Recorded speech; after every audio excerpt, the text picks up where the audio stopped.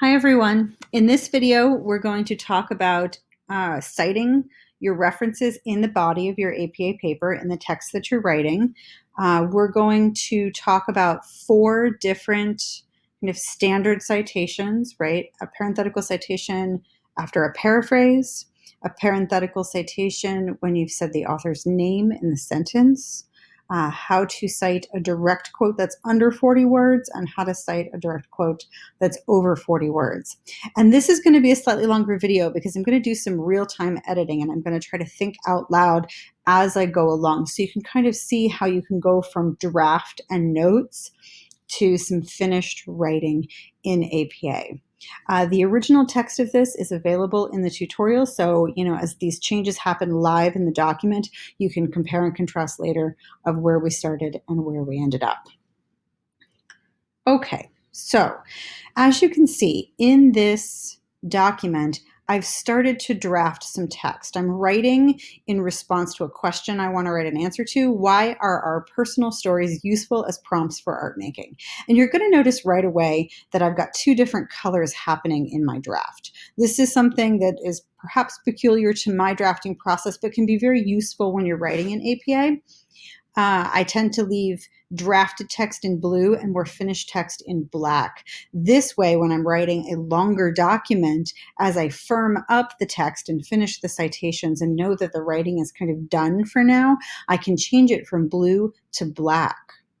That gives me an immediate visual indication of where I still need to spend some time in a document editing, right? So if I have a 10-page paper and 8 pages of it are black and I've only got an hour to work in between classes or in between meetings, I can hop in and find some blue text and just focus on a single paragraph. That keeps me very efficient in my editing process. I don't have to read 10 pages of my writing to figure out what still needs some work. So I do recommend that you try that strategy.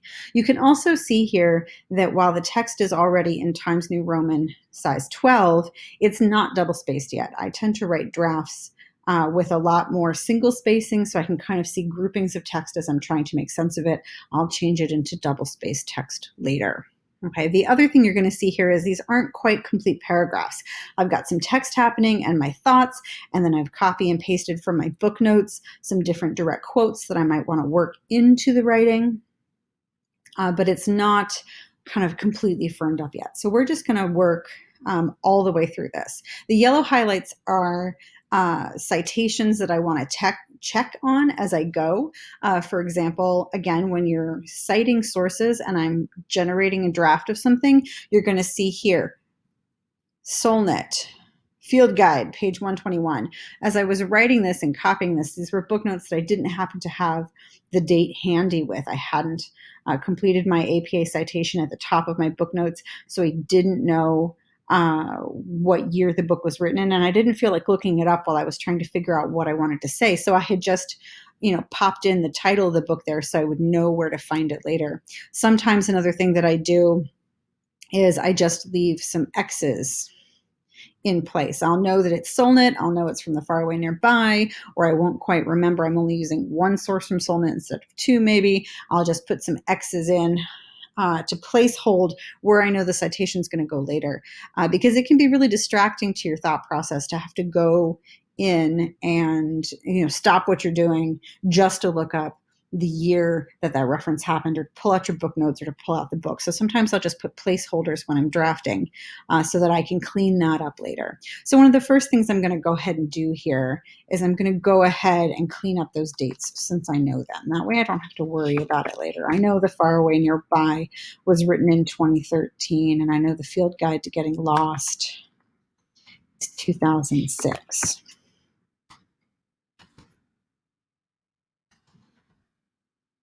I didn't have to worry about that while I was drafting, but as I start my next round of editing, it feels good to get those in place so that I just don't have to worry about them later. All right, the other thing I'm immediately going to note for myself in this finished sentence, stories also connect us to our past because they are so often about our memories. I've got 2 authors here in this citation from 2 different sources. Solnit's book, The Far Away Nearby in 2013, and Lyons and Lebowski's text, which was written in 2002.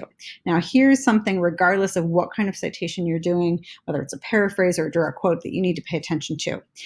Sometimes you want to cite more than one author, right? There's agreement across authors, and that can make your point stronger because, hey, it's not just one random person saying it, it's a couple. When you have that, you're going to separate the two citations with a semicolon, right? So we know that Solnit is one source and Lyons and Lebowski co-writing something are the second source, right? If I put a comma between them or a semicolon after Lyons, I might think Lyons was one, and then I might go looking for a date that I don't have because Lyons and Lebowski wrote something together, okay? Also, when you cite more than one reference in a citation, they have to be listed alphabetically. So we need to reverse this. Lyons and Lebowski 2002 need to appear before Solnit because L comes before S in the alphabet. So we move the semicolon and get rid of it, and then I can unhighlight it because now it's already black text and it's already done. Okay. All right. So let's work top to bottom here and see what we're going to discover about citing sources in APA. Bear with me. I'm going to read out loud starting right here. The stories we tell reveal how we are interconnected to other people. Ingold, 2015. Okay. So this sentence is a standard paraphrase, right? It's not a direct quote. I'm telling you what I learned when I read Ingold. He talks a lot about stories and group memory and group identity and place memory and identity. And he reminds us that we're interconnected, right? We're not really this globule of identity here and a globule of identity there. All of these interconnecting threads kind of make up our joint community memories, right? So I've paraphrased that by saying the stories we tell reveal how we're interconnected to other people.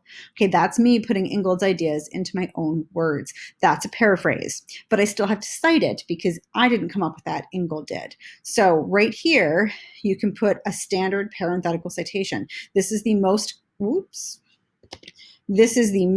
common kind of citation that you're going to have in an APA paper, a paraphrased piece of information that you're attributing to one of your references. And a standard parenthetical citation in APA is going to be the author followed by the date. You don't need a page number because it's not a correct quote. Now, let me say this again. The author is followed by the date. And no matter where we see the author's name, when we paraphrase a direct quote, the date is going to follow the author's name, even if we say the author's name in the actual sentence, which we'll talk about in a few minutes. Okay, so when you paraphrase information, you put it into your own words, you still have to cite it. All right, as we move down here in this piece of writing, I'm thinking about the ways in which stories make awesome prompts for art making with students, right? They do a lot of different things for us, and stories beyond fairy tales and kind of our favorite children's books, although those are also rich sources for art making. Okay, so as we move into the blue text, I say, from this perspective, stories can be a powerful prompt for art making because they do at least three things for us, right? So in the course of reading my references across things, I realized that there are kind of three things that show up in other people's writing, right? I learned three things from doing my research. I learned that stories help us find sensory information, that stories can help us work through identity, and that stories change as we change, right? So I've kind of listed these here, right? And I've kind of started my sentencing and kind of explaining what I mean by each of those three things. I'm starting to construct strong paragraphs, and I've put in some direct quotes from my book notes that are going to help me explain that. All right, so as we read together, from this perspective, stories can be a powerful prompt for art making because they do at least three things for us. First, stories help us find sensory information and emotions that we might want to express in our artwork, right? Then I explain a specific example here about how my favorite things to do with my grandmother. I'm not just telling you what happened when I tell you that story. I'm also accessing my sensory memory, right? I'm remembering what the kitchen sounded like and smelled like, right? Were there pots and pans banging? Do I remember the wallpaper? Do I remember how hard my grandmother's wooden kitchen chairs were? Do I remember other memories simultaneously, right? Does that immediately start to unpack memories of chasing a puppy through her house or fighting with my siblings or my cousins, or how hot it was in her house because it wasn't always really well air conditioned, or how much I liked the sound of the rain on her tin roof, right? So telling stories gets us to sensory memories and how we felt at that time in our lives. And that's where Solnit's direct quote here comes into play. To recover the memory of a particular place is to recover emotion, right? So I've created this statement here, and now I've been talking about it, and I think that's going to become part of this paragraph, but I want to kind of finish that thought using Solnit's direct quote. And I like her words. To recover the memory of the place is to recover emotion. So I'm going to keep that as a direct quote. Now, this direct quote is under 40 words. Okay, so when I want to cite a direct quote that's under 40 words, I don't have to do anything special to it except make sure that it's in quotations. Okay, so I don't have to indent it. I don't have to take off the quotations. It's not a block quote, which we'll talk about in a few minutes. This is just a plain old direct quote that I'm going to incorporate into my paragraph.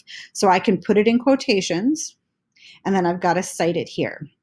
And the citation is appropriate right now. The author's name, the date, and the page number where the direct quote can be found in the book.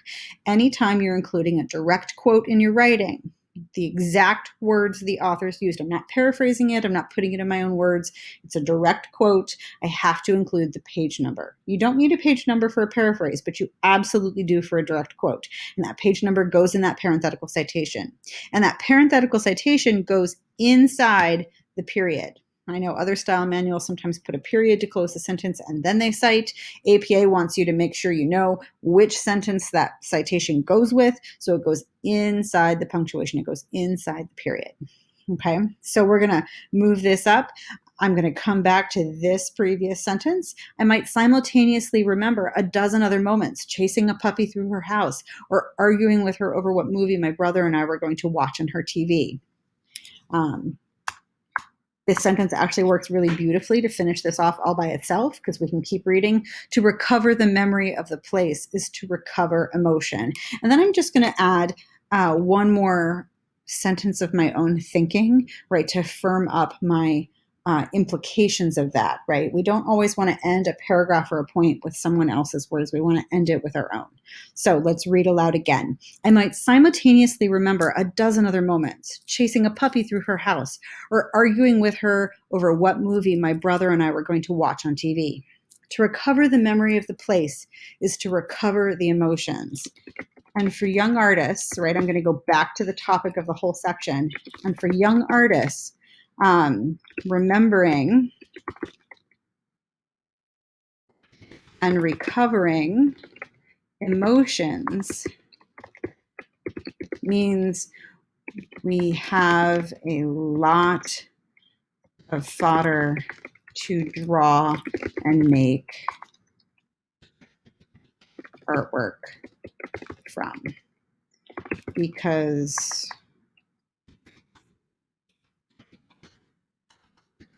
after all, artwork is supposed to express our emotions. All right, that feels kind of like a done paragraph, right? And when you're often making a list in paragraph form in APA, you can put the first point of that list, right? I set up here that we're going to do 3 things and stories do 3 things. You can put that first part of that in the same paragraph in the introduction, but chances are it's going to be handy to have my next point be its own paragraph. Okay, so as we move down here, let's keep going. My second point that I'm going to make is that stories help us work through our identity. And I've already kind of made my point, right? So I'm going to go ahead and move that into this paragraph. Think about the stories, right,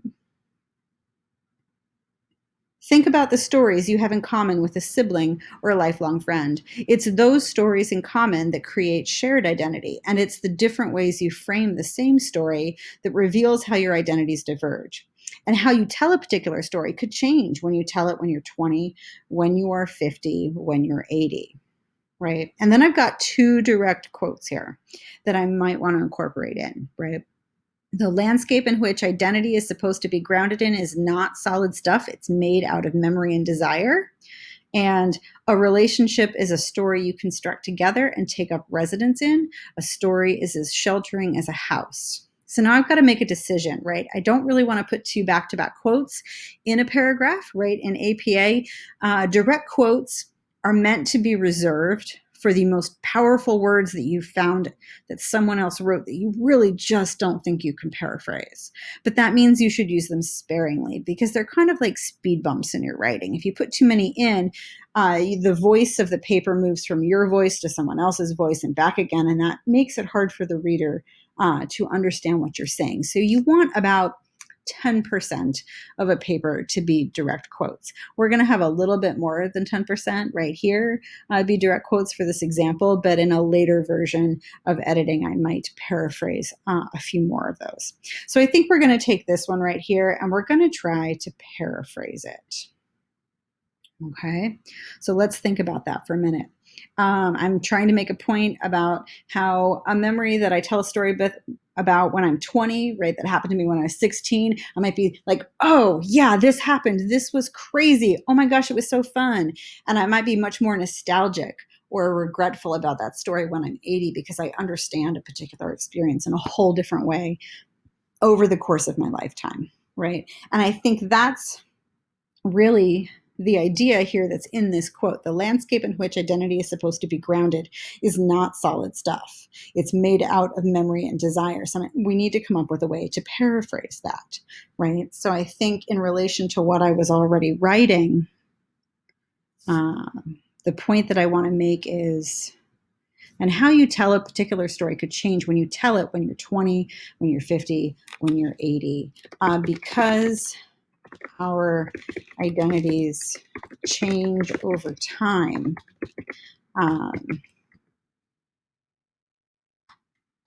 How we understand our stories change too, right?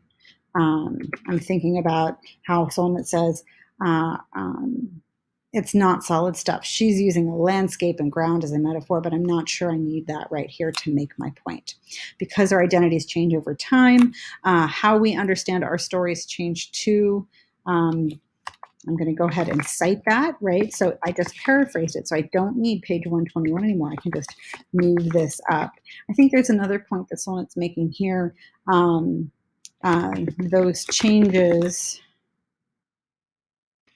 come from how we relate to those memories and how we change our perspective on them. And again, so that's like it. You notice to paraphrase this, I had to go a little longer than Solnit's very beautiful words. She's a very compact, metaphorical kind of writer. And to, unpack her point, I had to write a little bit longer. So for this version of this draft, I think I'm going to stick with that. But that means because I've cited her and because it's not a direct quote, I don't need the page number. I'm going to go ahead and get that out of our way, because I do want to put the direct quote in here. Now I've got to figure out where I want to put that. I'm going to go back and reread the paragraph. Next, stories can help us work through our identity. Think about the stories you have in common with a sibling or a lifelong friend. It's those stories in common that create shared identity. And it's the different ways you frame the same story that reveals how your identities diverge. And how you tell a particular story could change when you tell it when you're 20, when you're 50, when you're 80, because our identities change over time. How we understand our stories change too. Those changes come from how we relate to those memories and how we can change our perspective on them. Oh, I think I'm just going to leave this quote in place. Okay, I don't know. Yep. Okay. Because I kind of like, in this case, it works as a closing sentence because I explained my thoughts using the paraphrase just before this. Now, a couple things to note here. what about this ellipsis, right? In this direct quote, I had picked up, it was a very long, complicated sentence, and I picked up the last piece of it. If you don't have the complete sentence, you have to indicate that to your reader using an ellipsis so they know that it's a part of a sentence, right? And in this case, because I am using it as a complete sentence, I'm going to change that lowercase a to an uppercase a. And I'm going to indicate that I've changed the direct quote by putting in a bracket, right? Sometimes you want to just do something as simple as changing a lowercase a to an uppercase a. Sometimes in a direct quote, there's a reference to a he or a her or him or a pronoun that you don't know what it refers to, the pronoun refers to, so you would put the person's name or the actual proper noun in the bracket to help your reader along there as you put a direct quote in there. Okay, so ellipsis, I've changed that to a capital A. A relationship is a story you construct together and take up residence in, a story as sheltering as a house. Now, it's still a direct quote. I've got the period outside the parenthetical text, so we're okay there. And we leave the page number in because, again, direct quote. I'm kind of feeling good about this paragraph, so I'm going to go ahead and change it to black. I'm going to go ahead and take out any highlights and I'm going to change this to black too, because for the moment I'm done with it. I do want to point out one more little problem that's happening right here in this paragraph that we're going to have to deal with. It's a quirkiness of APA, and we'll talk more about some of these wordsmithings in the next section of the tutorial. But you'll notice, this one too, that I have in this draft a lot of contractions. APA does not like contractions. So I've got to come in here and take all of those out. Plurals are fine. Contractions are not, right? So at some point in your editing, before I change my text to black, I want to come in and I'm going to comb through my paper and I'm going to remove all of the contractions. All right. As I move to my final point, stories change as we change, right? Some of this is done, right? Solnit, whoops, take a look at this. Here we go. Here's something to talk about. I've missed parentheses. And second, here's an example of a paraphrase where I want to say directly that this particular author has said something, okay? Finally, stories change as we change. Solnit notes that because we all position ourselves as the heroes in our own stories, which stories we tell ourselves and others, the most at different points in our lives can reveal what we were thinking about and working through at a particular time. So I've paraphrased Solnit. Now, I could have begun the sentence here, right? Because we all position ourselves as the heroes in our own stories, etc. and so forth. And then I could have cited Solnit at the end. But I decided I wanted to directly mention the author from which I'm drawing this information from. I wanted to include Solnit in the actual sentence. So she's not in the parentheses, right? Her name is not in parentheses. It's not at the end of the sentence. Okay, that means, though, that I still have to include the date, remember, because APA, the date always goes with the author. So if I do that, I immediately, if I mention Solnit at the beginning of the sentence, I need to put the date right there with her, right there in parentheses. Okay. Now, if you were reading your paper out loud, you wouldn't say Solnit 2013 notes that because we all position, right? You just say Solnit notes, but the date does need to appear in the sentence in the writing. Okay. So this is an example of a paraphrase where we're including the author's name in the body of the text. Now, it doesn't look like this and should never look like this. This is a common mistake that beginners make. They think that they're going to just leave the date at the end, even though Solnit's name is appearing in the body of the sentence. That is something that you never want to do. That's an inappropriate citation because why? That's right. In APA, the date always is glued to the author's name. Okay, so that's what a paraphrase is going to look like when the author's name is stated in the body of the sentence. And that is kind of done. So we're going to change it to black so I don't have to worry about it anymore. Okay, unhighlight it. There we go. All right, so finally, stories change as we change. Solnit notes that because we all position ourselves as the heroes in our own stories, which stories we tell and others, it's a little wordy. Maybe we'll pop that out. There we go. Which stories we tell ourselves the most at different points in our lives can reveal what we were thinking about and working through at a particular time. So then right here, I'm not going to read all this to you. This is just a little story about a girl in the 4th grade who used to tease me and bully me, right? It's my example. And I really told that story a lot between 4th grade and like 7th grade. I didn't understand at the time that I was being bullied, right? I really felt rejected and unaccepted at school and like I couldn't make any friends. And in the 4th grade, that was partially because, we had just moved into a new school. So I was feeling like the new kid as well, right? We're going to edit out the contraction there.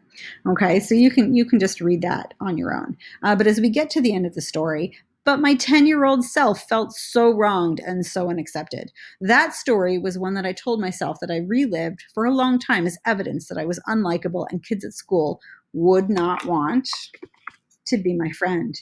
It wasn't clear, was not, until later in middle school, right? This is why you edit and work with blue text. It was not until later in middle school that I grew out of that story and realized that girl was just a bully and that I could indeed make friends that would like me for me. That story caused me a lot of angst for a while, and it made me feel small too. So I've connected this story with another beautiful quote by Rebecca Solnit. I like her. Her writing is really beautiful, so I end up direct quoting her a lot. The direct quote says, "Despair compresses you into a small space, and a depression is literally a hollow in the ground. To dig deeper into the self, to go underground, is sometimes necessary, but so is the other route of getting out of yourself, into the larger world, into the openness in which you need not clutch your story and your troubles so tightly to your chest." Okay, so here's this beautiful direct quote. And I've already kind of done the hard work in my draft of making the connection, right? The very fact that I do not, right, no contractions, that I do not tell that story to myself anymore, that I let it go, shows how I grew and changed between the 4th grade and middle school. But it would be a great source of art making for a young artist who is still navigating the feelings that experience caused, right? So there's my point. But I really like this quote. However, this is a long quote. So this is that last and 4th category of quotations and internal citations that you need to figure out how to deal with. A quote in APA that is over 40 words has a different format from a regular direct quote that's under 40 words. Okay, and the fastest way when you put a direct quote in like this is to just hop up here to tools and word count and go, oh, it's 63 words, right? You don't have to sit there with your mouse and count. The word count will do the work for you. But once you know it's over 40 words, that means you have to deal with it in a slightly different way, okay? And the most dominant change that is going to happen is that this quote is going to be indented. So I'm going to come down here to indentation options. I'm going to tell Google Docs that I want to indent the entire quote by a half an inch. Okay, so this indicates to your reader that it's a block quote. It helps them visually see that this whole big chunk of text wasn't written by you, it was written by someone else. So that's the first step to correctly citing a block quote. The next is that you take away the quotation marks. I know that feels a little weird, okay, but you're going to take away the quotation marks and you're going to close that period. This is the only time in APA where the citation does not go inside the period, right? So now we have the entire direct quote, period. Then we have the standard parenthetical citation. And because it's a direct quote, we have to include the page number, Solnit 2013. And because this direct quote runs 2 pages, pages 30 and 31, we use PP period instead of P period. Okay, so that's how you set up a direct quote. And then anytime you have a direct quote, you kind of want to explain that direct quote. Again, you don't ever want to completely finish a sentence or an area using just a direct quote, right? Sometimes we do. In the last section we did because it made sense. But most of the time, especially with a longer quote, you want to talk about it a little bit afterwards. Okay, so now this section feels solid and finished. I'm going to change this text to black and indicate to myself that I'm done editing for the moment. And then I've written a little conclusion to the whole area. And it's okay to kind of have that show up right here. By considering what stories we tell, when and how we tell them, and who we tell our stories to, we can learn a lot about how we make meaning. As art teachers, we are always trying to help young artists develop ideas for their artworks, including story prompts in our lessons, right? That was the original thing I wanted to talk about. Have the potential to generate a lot of rich ideas quickly, no matter what media you want to use for that lesson, right? So that feels good and done too. So I'm going to go ahead and change that to black for the moment. And now as I'm looking at the whole section, this is going to be a paragraph. Actually, I'm going to back that up and kind of put it all in a nice single-spaced format. That's paragraph 2, so that now as I get this first draft done, I can go ahead and double space it. So there I've gone from some notes and I've generated a very first draft, right? A very messy first draft. And then I've actually gotten myself to some writing in APA using multiple citations in multiple forms. Once I would like finish the rest of my paper, I might actually turn the whole thing back to blue and do another round of editing. I might check and make sure all my tenses are good and check my spelling and kind of wordsmith a little bit, but at least everything is in place now. So I know this was a long video, but remember in this video, you got to see how to format a paraphrased citation. Right? You got to see how to format a direct quote, a standard direct quote. You got to see how to format a paraphrase in which the author's name appears in the sentence. And you got to see how to format a block quote, a direct quote that's longer than 40 words. Those are the 4 most often used kinds of works cited that you're going to need in the body of your text.